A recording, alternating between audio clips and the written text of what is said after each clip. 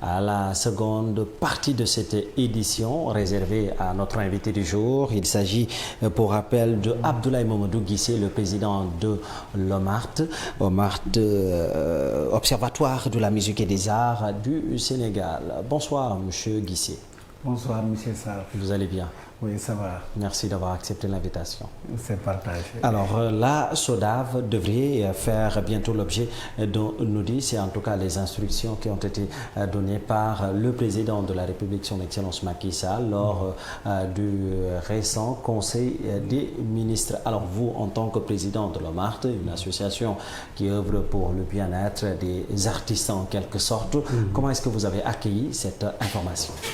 Bon, vous savez, tout d'abord, cette mesure, c'est une bonne mesure quand même prise lors du Conseil des ministres du 14 octobre, hier, avant-hier. Bon, mais aussi, il faut se dire, même si nous saluons cette mesure, mais nous pouvons aussi dire que c'est presque médecin après la mort. Parce que tout d'abord, il faut reconnaître que la création de la SODAV est inhérente à la mise sur pied de cette commission de contrôle permanente. Donc cette commission devait fonctionner en même temps dès le début de la mise en œuvre de la SODAV.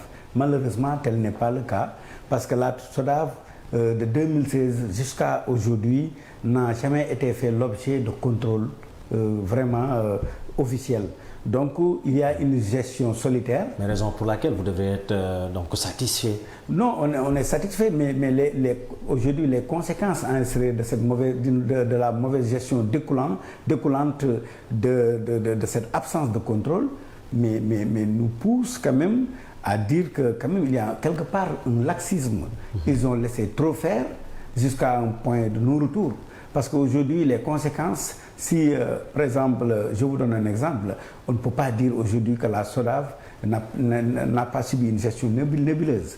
Il y a une gestion nébuleuse constatée par tous les acteurs de la culture, tous les ayants droit.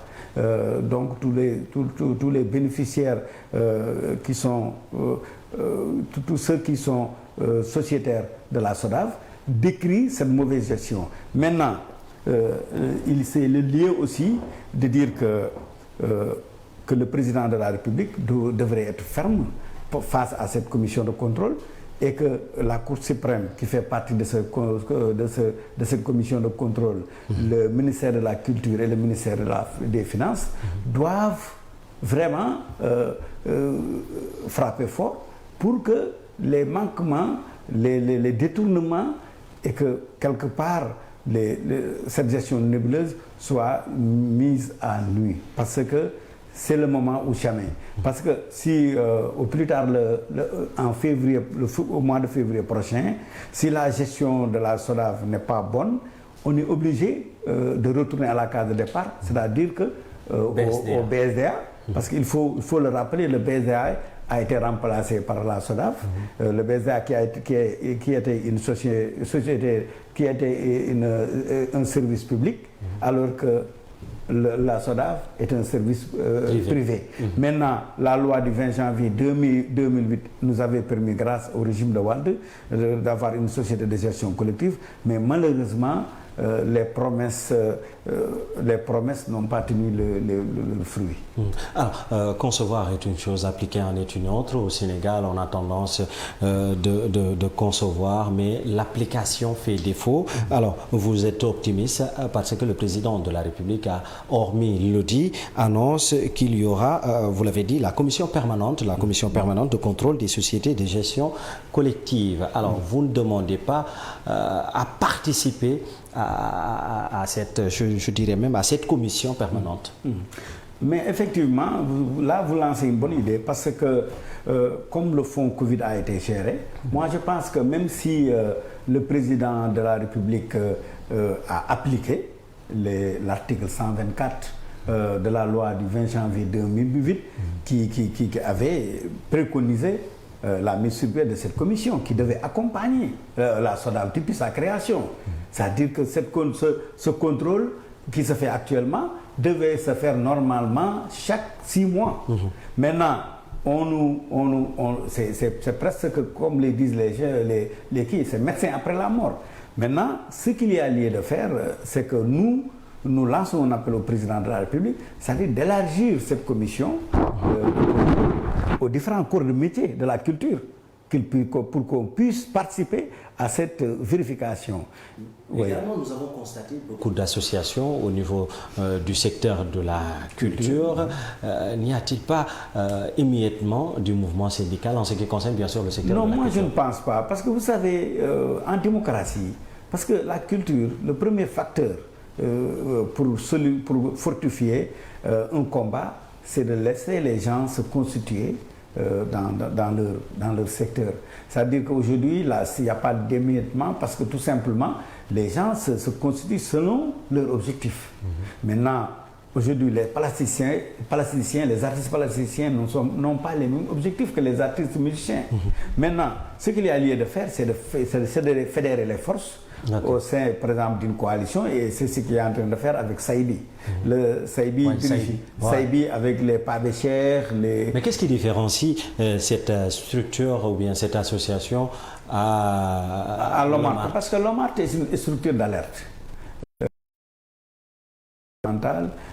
qui veille sur le secteur de la culture, qui apporte des correctifs et qui contribue aussi au développement de la culture, qui est affilié à l'UNESCO. Donc, l'OMART, sa mission, c'est de veille et d'accompagnement, et que aussi de faire. L'OMART est une force de proposition, mais aussi l'OMART accompagne les politiques de l'État. Donc c'est pour cela que par rapport aux autres structures comme aujourd'hui Saïbi est constitué de musiciens. La plupart sont des musiciens. Il n'y a pas d'artistes plasticiens, alors que l'OMART est transversale. Elle est dans tous les différents corps de métier se retrouvent dans l'OMART, le patrimoine matériel et immatériel, les droits d'auteur. C'est la culture en général. L'OMART, c'est la culture. Et dans la lutte contre... Et les groupes ethnoculturels aussi, les Socé, les Bambara, les se retrouvent, sont prises en compte au niveau de l'OMART. En un mot, une structure qui regroupe en son sein l'ensemble des acteurs de la culture. Oui. Alors, justement, en ce qui concerne bien sûr la culture et la Covid-19, on a vu une aide allouée bien sûr aux acteurs, mais qui a créé beaucoup de bruit. Alors, est-ce que vous pouvez revenir sur ça? Et vous, en ce qui concerne votre structure, est-ce que vous avez reçu une, je ne sais pas, subvention? Oui, non, ce n'est pas une subvention. Vous savez tout d'abord que le président de la République avait alloué 3 milliards, mais qui étaient répartis dans beaucoup de secteurs de la culture. Au départ, l'OMART n'avait pas approuvé quand même la démarche de répartition, et que finalement, la SODAV avait reçu 1 milliard.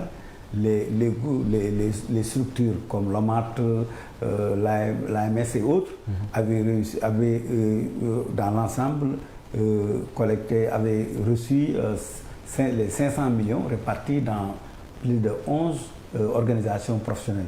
Mais malheureusement, c'était petit par rapport à ces organisations, par rapport à la taille de ces organisations. Parce que les acteurs se retrouvaient avec chacun 100 000 francs, ce qui ne servait à rien en réalité.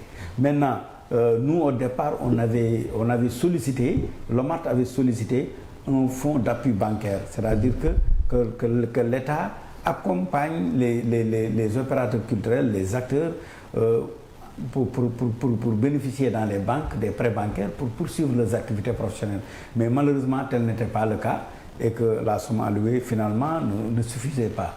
Maintenant, mais néanmoins, comme toutes les structures, ça a été sous contrôle du ministère de la Culture dans la répartition de ces fonds. Alors la culture, un secteur qui ne nourrit pas son homme, comment faire pour un peu changer la donne? Mais vous savez, le Sénégal, le dynamisme culturel a longtemps souffert au Sénégal et continue de souffrir, tout simplement parce qu'en réalité, nous n'avons pas de politique culturelle qui puisse prendre en charge les préoccupations des acteurs de la culture. Parce qu'aujourd'hui, tout est politisé. Tout est politisé et qu'on croit souvent même que les artistes sont des gens qui doivent être inscrits dans la misérabilité. Parce que tout simplement les mécanismes les politiques culturelles, l'applicabilité de certains mécanismes qui permettent qu'un artiste vive de son art ne sont pas appliqués. Il y a l'applicabilité. Il y a aussi, aujourd'hui, dans le cadre de cette applicabilité, il y a par exemple le statut de l'artiste. La loi a été votée, approuvée récemment, mais qu'est-ce qu'ils attendent pour quand même l'appliquer, pour que désormais les artistes puissent avoir un statut. Maintenant, même si aujourd'hui le président de la République se penche sur la mauvaise gestion de la SODAV, moi je pense que le statut de l'artiste aussi doit le préoccuper le président de la République, parce que tant que les artistes n'ont pas ce statut, ils seront toujours dans l'informel et on ne saura jamais qui est qui. Et que par conséquent, nous allons continuer de vivre dans la misérabilité, et que, alors que c'est la mort dans l'âme, que je le dis toujours, la culture en Afrique, c'est le cœur de l'économie africaine. Si on s'organise, si on donne la culture sa véritable dimension économique, moi je pense qu'on pourrait sortir de cette misère, de cette pauvreté ambiante. Et pour terminer, dernier cri du cœur de Lomart. Dernier cri du cœur, c'est-à-dire que la SODAV, le ministre de la Culture, en juin 2019, avait décrié la mauvaise gestion de la SODAV. Parce que comment imaginer, avec une collecte de 1,2 milliard, que la SODAV puisse allouer aux ayants droit que 300 millions, le reste de l'argent, plus de 800 millions, destinés au fonctionnement de la SODAV. C'est scandaleux, et que c'est pas moi qui ai dit ça, c'est le ministre Abdoulaye Diop lui-même qui a, lors de une visite à la SODAV, qui a lancé l'alerte, et qu'aujourd'hui c'est pour cela que le président de la République est allé plus loin avec cette volonté de politique de contrôler, d'évaluer, de faire une évaluation financière de la SODAV, de l'audit de la SODAV. Moi je pense que nous devons quand même aujourd'hui faire tout pour que cette mauvaise gestion soit mise sur la table, et qu'on puisse recommencer une nouvelle vie avec la SODAV. Abdoulaye Mamadou Guissé, Dakar TV International, vous remercie. Merci, M. Sarr. Qui, je rappelle, mesdames et messieurs, est le président de l'Observatoire de la musique et des arts du Sénégal, OMART. Il était l'invité de l'édition de 20h sur Dakar TV International. Et mesdames et messieurs, c'en est tout pour ce 20h. Pour que vous soyez... Merci de avoir suivi. Ne changez pas de position, restez en compagnie des programmes de Dakar TV International.